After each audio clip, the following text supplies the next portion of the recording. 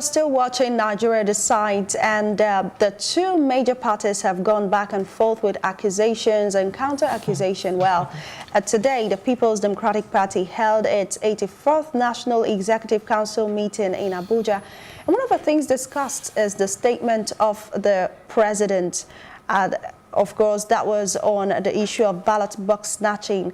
The analysis, they made an analysis of that Interesting statement. analysis. And we still have back in the studio Sam Adeleke, Public Affairs Analyst. Thank you very much for coming back. Always a pleasure. Thank you. And we also have Ambrose Igboke as well, a Public Affairs Analyst. Now, gentlemen, do you necessarily think that the APC, some school of thought think that the APC had the PDP had this emergency meeting just because the APC had a caucus meeting? Do you think that was one of the reasons why they had this meeting? By default, that's the reason. Because I'm sure if the press also digs further, if that dug further, they'll have also seen the meeting of the AAC as well. You know, the African Action Congress and every other party, we have their own meeting as well. But that was just a reactionary meeting. Because if the ruling party holds a meeting, the other party, opposition party, should also respond. So I think it was just a meeting of speeches. It wasn't a brainstorming of ideas or a fertilization of thoughts or trying to chart a new path or trying to bring up new issues. It was just declaring and responding to what the president has said the previous. So I don't think it's anything. You would agree that some important issues were raised as well, and that is why everybody is talking, wouldn't you say?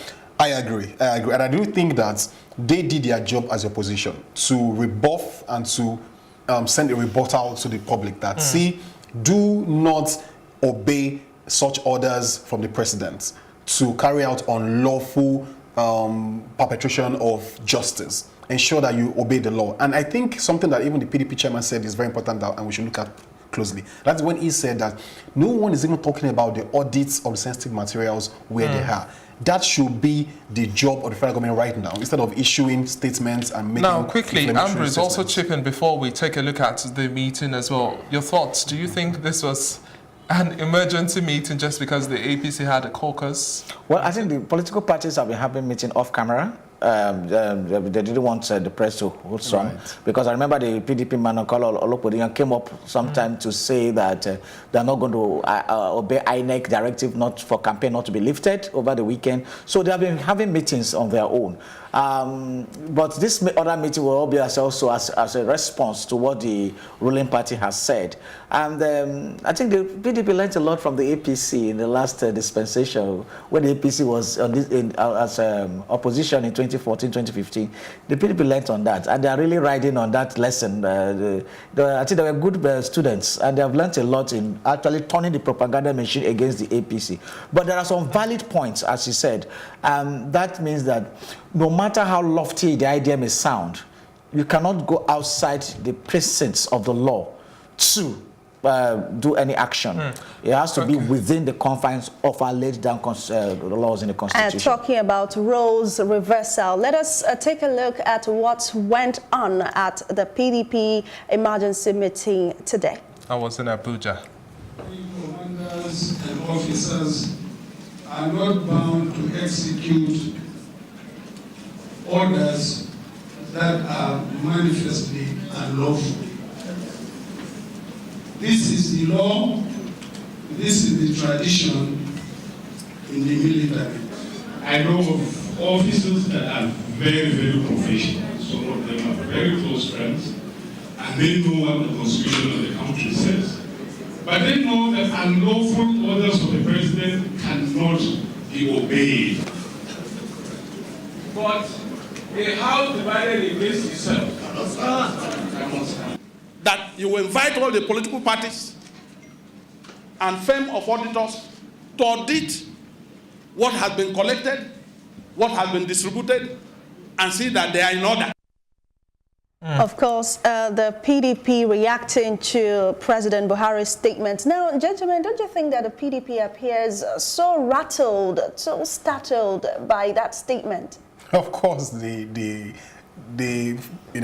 positioned themselves as the main opposition, and they should be worried, because anyone who wants to win, you must come out and show the might of someone who is ready to take power. And I think it's important for us to note the words of the PDP presidential candidate, that's Atiku Abubakar, where he said that the words of the president remind one of the words of a dictator under a military regime.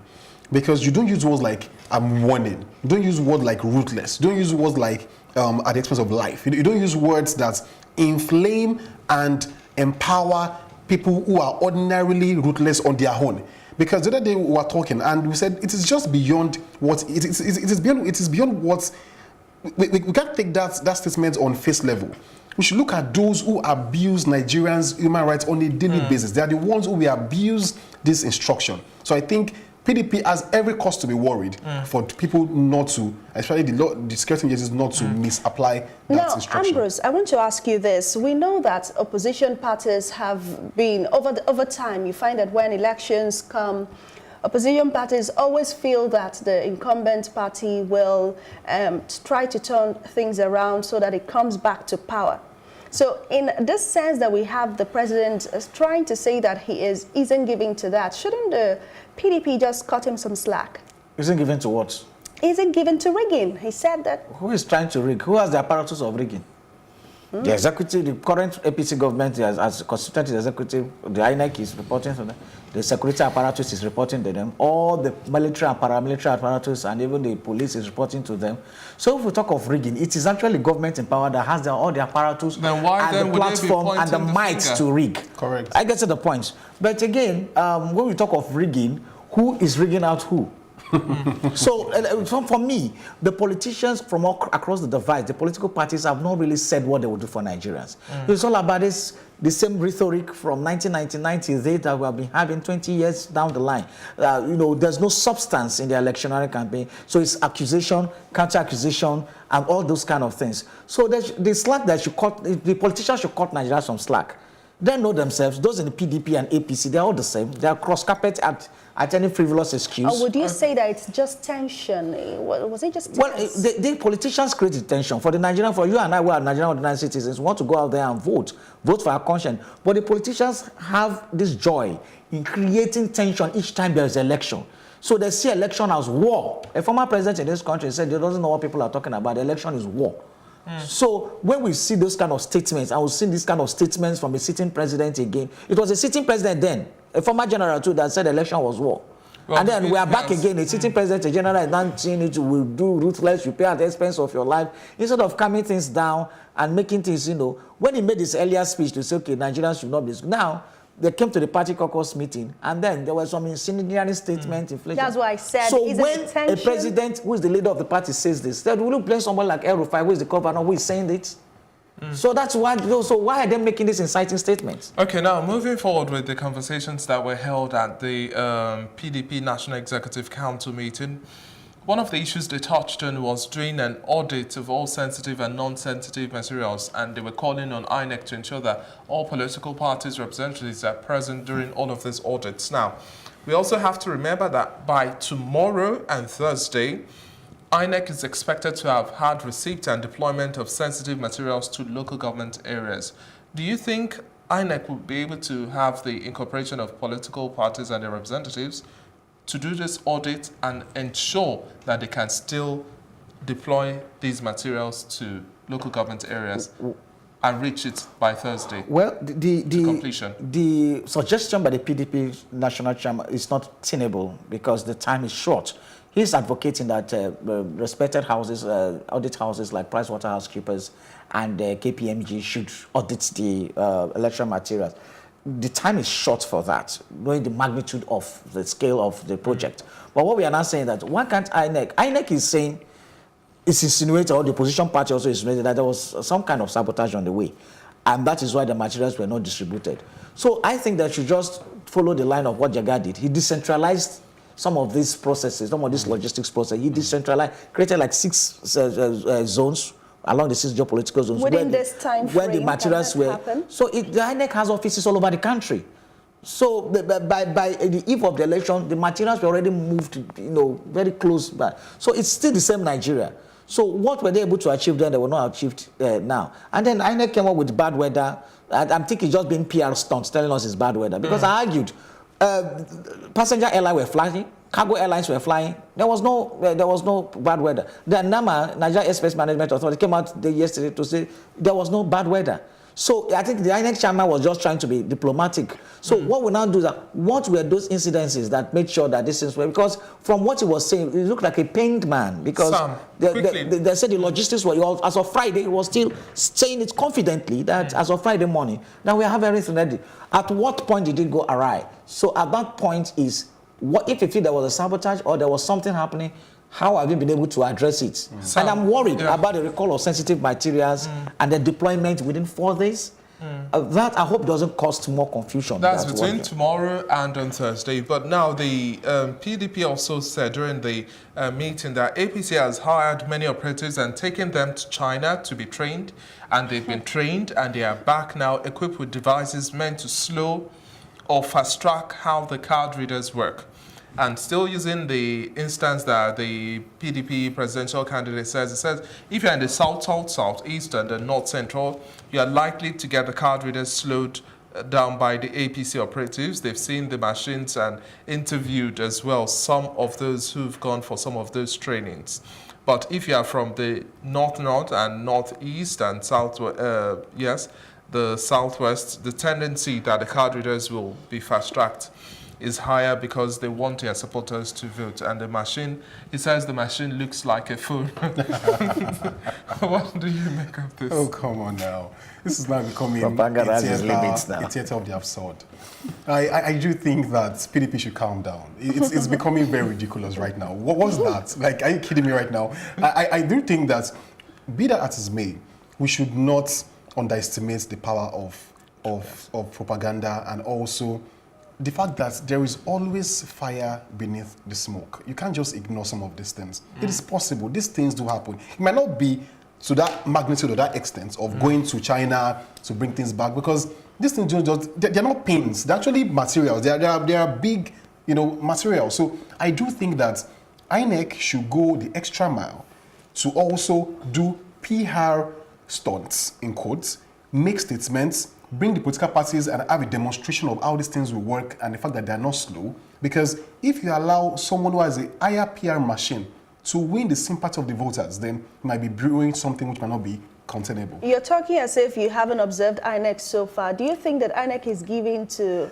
this level of, counter PR? To be honest, they've been very conservative, very laid back. They've been taking their time doing things. It's called the culture of silence that Nigerian institutions think they can actually... Which is not a good one, because even when the man was talking about the cancellation of the elections on Saturday morning, he did not apologize. It was just very, that Nigerian civil servant statements, Ambrose, what do you make of this assertion by the PDP presidential candidate? Do you think it's still just one of those blame games and pointing at each other's houses and saying, well, that's what's cooking in the pot? Yes, and the phone thing. So the machines were imported between Saturday and now. It says that they look like a phone. No, I think, as he said, it's becoming a joke.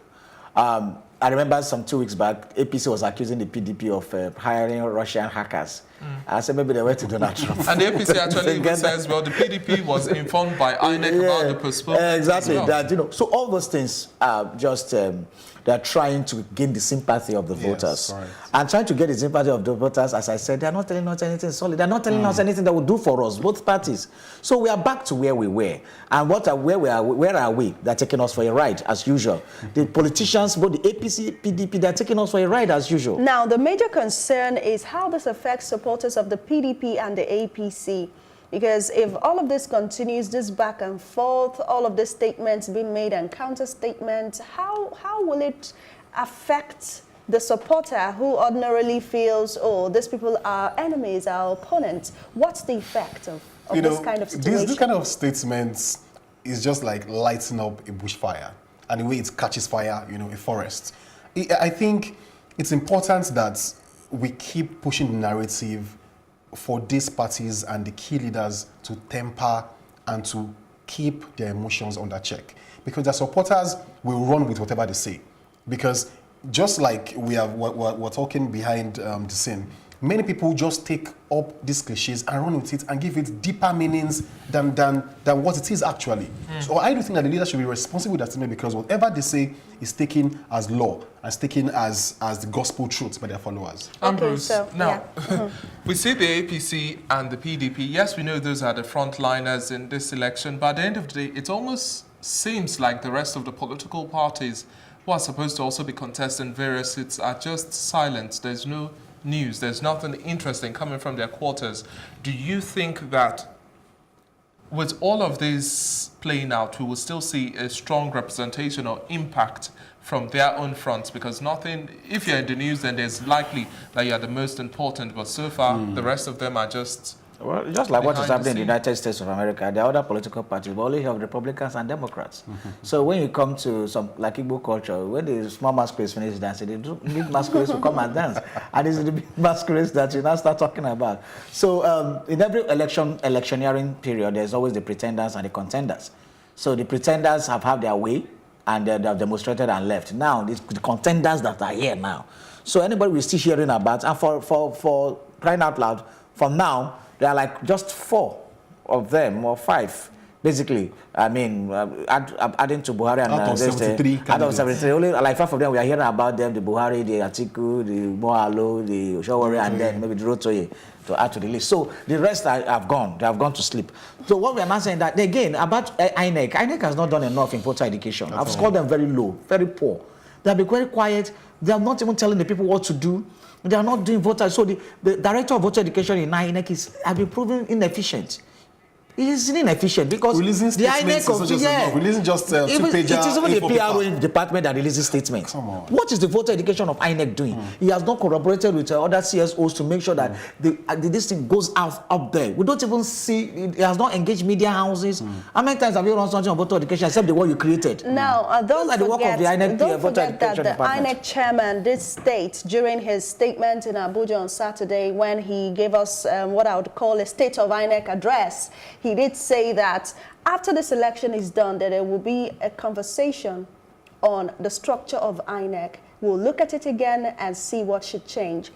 Thank you so much, gentlemen, for joining us on Nigeria Decides today. We have been conversing with Sam Adeleke and Ambrose Iboke, public affairs analyst. Thank you so much for joining us. Thank you very much. It's been an interesting conversation, Miss, definitely Absolutely. looking at all of these different Absolutely. issues. Well, that's all we can take on Nigeria Decides tonight. Join us again tomorrow. Make it a date, most definitely. I'm David Alabi. And I am Ife Arona. Thank you for joining us. And of course, have a great time. Tomorrow is another edition of Nigeria Decides starting 6 p.m. Don't miss it. Exactly.